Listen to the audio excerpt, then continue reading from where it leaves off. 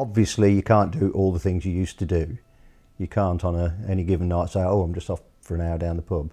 It becomes a bit of an operation. Make sure you've got this, make sure you've got that. It slows you down, but it didn't stop us doing, as a family, things we did before. It didn't stop me doing. I still went to see bands, went to New York with my sisters and with Dan, and we did all them kind of things. So it was only in 2017 that it really started slowing me up, where I didn't want to do so many things. To my mind, you should be looking to find ways of doing, not find ways of not doing. Although I'm nearly 60, I'm not old.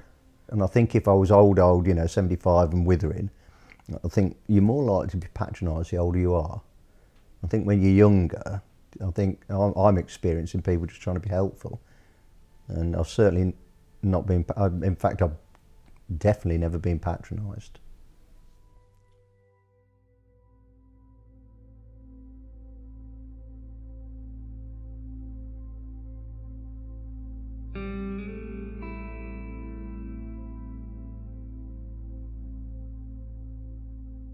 So I was diagnosed pretty much exactly 6 years ago. Small lump on my knee. Doctor thought it was a Baker's cyst, and then he phoned me back and said he wanted to see me on a Monday evening, which is very unusual, and told me he was 99.9% sure it was a cancer, and it was. It was an osteosarcoma. So going forward, there was chemotherapy. There was an operation on my leg where they did a tibial replacement, which is putting metal in and plastic of the knee, and they hope to cut away the margins where the cancer is infected.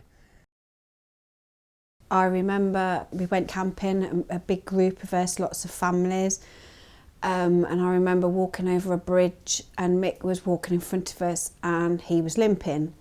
And I said to my friend, I said, we've got to get him to the doctors, and that's where we left it. He went to the doctors, basically got told to wear a support and to take painkillers, and then probably a month after that he went back to the doctors and said it's no good, it's not getting any better. So then he was sent for an x-ray, and that's when they suspected the cancer. You still get out, I drive.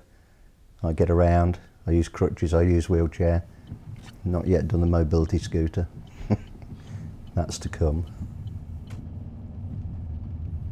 One of the things that I think annoys him and Sharon a little bit is saying, oh, you're amazing, aren't you great, how brilliant you're doing, and all that kind of thing. And his view is that he's not really got a choice in that. You've just got to get on with what life throws at you.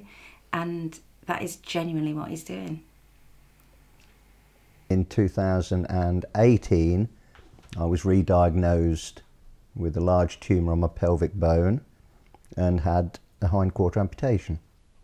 The first thing is telling my wife and then telling the boys, and that's hard because she wasn't with me when I was told. Then going on from that, I had a sleepless night or two and then pretty much got my head round it.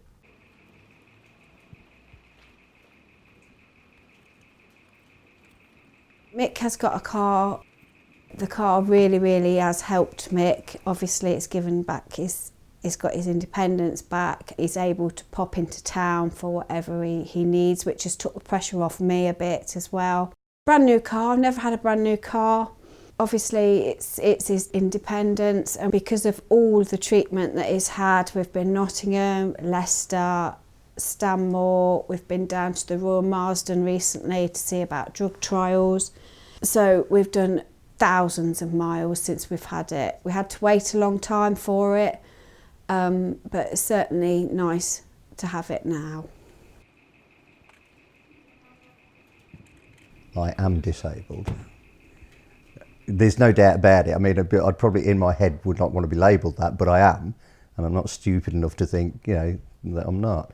And by the terms of disability, I was probably disabled after my first operation. But I chose not to get blue badges and things because I thought I was getting on all right.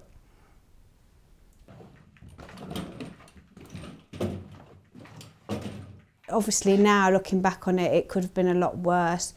We may have had to have moved house to sort of make room for a disabled, to help a disabled person get around.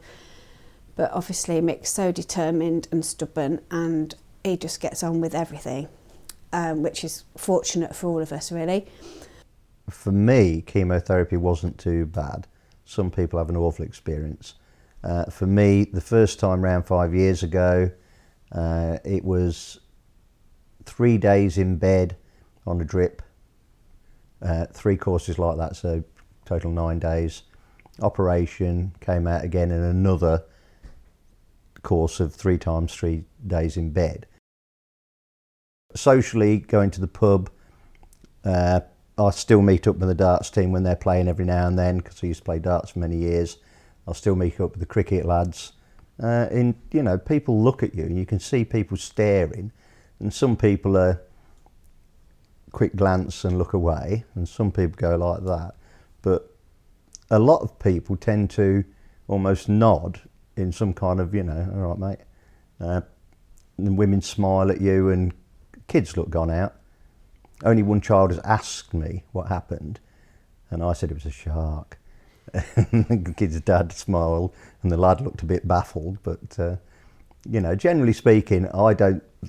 In fact, I can say for sure, I've not experienced any, if you like, hostility, any adverse prejudice of any sort. If anything, people are more helpful.